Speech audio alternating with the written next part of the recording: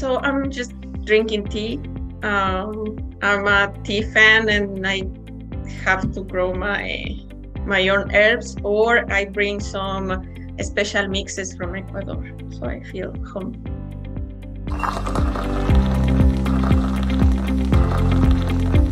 Hey, my name is Fernanda Ramos Diaz. I am from Ecuador, but I'm based now in Hungary.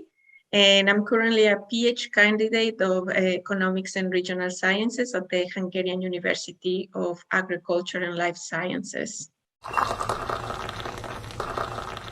My inspiring idea already was called the Student Garden Initiative, but currently the university where this activity is done changed its name to Hungarian University of Agriculture and Life Sciences, which in Hungarian, I don't dare to say it yet, but the short name is MATE. And we also, I will tell you a little bit more after, but also our experience, our initiative changed a bit. So it evolved to a new name in its new phase, and now it's called the SIA Agroecological Garden of Mate. SIA is a Hungarian word, which means hello. And for us, it's very meaningful because it's a very welcoming word, and every student who gets here to Hungary is the first thing they learned. So for us, it's very meaningful. So now it's the SIA Agroecological Garden of Mate. And this is a student-based initiative, which started in 2020, actually because of the pandemic. And because, as I guess everywhere, our life changed, and especially international students had to stay at the dorm, and they were very stressed and nervous because of the uncertainty of the pandemic. And so I decided to start this garden because I'm a gardener at heart. This was originally as a safe space for the students to be able to be outside, to keep themselves busy and manage a little bit this stress. But during all this time and these discussions, some other issues came up, like how bad the diet was for the students, how the highly processed foods they eat, the high prices for fresh foods and vegetables, which is a little bit difficult for the students to afford, but also, the lack of awareness about food, about the farming in general. And something also that came up is that the international students feel like there was not enough interaction with the local community here in Hungary. We're based in a town called Godolo. It's like 30 kilometers outside of Budapest. And so we, during our work, we realized that there are these other issues that happen to the students. So the garden became this very powerful space where we could address all of these situations, and it became this space for the students. The garden had two basic phases. One was the first year, which was very simple, very resourceful. We were working with very basic tools in a small space of 200 square meters, and where a lot of these that I call very powerful processes happen. That was the first year, and then we have a second phase where the garden became bigger. We didn't expect really this to happen because we thought it's just 1 year because of the pandemic. Let's see what happened.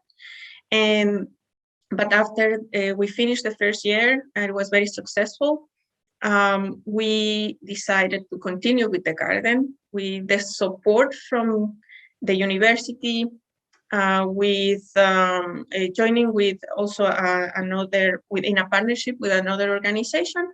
And also we got some funding for infrastructure because we moved to a closer place to the students, actually in campus. So we have these two phases of the garden. Agroecology is a term that it's becoming more popular actually. Here, I would say in Europe, in Latin America, where I'm from, it's very popular because it is a new approach to food production and in general to the food system, because it is very transformative and basically is a set of principles that aim at having sustainable food systems. And these principles can be applied at depending on the context where they are needed. And they bring, these principles are guidance for what are the practices that you can do in terms of your farm, your actual farm, the piece of land where you work, to have practices that are good for the soil, for the environment, but also to include all the people that are in the system, because it's not just about the farm, but it's all the people that are around farmers, but also what happened to this food. This food is probably transported to the consumers. So who are these consumers? Where they are based? What is the community that serves? So the approach of agroecology brings together all of these aspects, like economic, environmental, social, with these principles that guide the actions. Agroecology is very territorial. And for us, that means that we really need to see what our regions need, what they can offer. And I think in any community, we need food. Like, we eat 3 times a day, probably some people more, and we do it every day. And this is something that is basic human rights. So it is very important for our local governments to consider that people need healthy food that is affordable for them. And with this kind of gardens, we can create awareness about the environment. We can create awareness about these local economies. We can promote health and well-being. Also, these spaces, the dynamic of these spaces can generate or can strengthen the relationship between citizens. People get to know each other. They get to know their farmers, their producers, their service providers, and vice versa. The consumers are aware who are these people, in what conditions they are growing the food or developing these products. And this is something that is not, you don't need a big infrastructure. You can work with the resources you have. It doesn't take too much time of your day, but it does need to have a political decision to promote these spaces, because it's not easy. When you need people to be aware and convinced that what they are doing is the right thing to do. So when you have this awareness, when you have people really convinced that this is good, people are going to work in it, and people are going to commit to this. So I guess having this experience as a small example of what could happen, I think promoting these spaces can help create communities that are stronger, that are more united, that are healthier, and then that can be resilient and self-sufficient.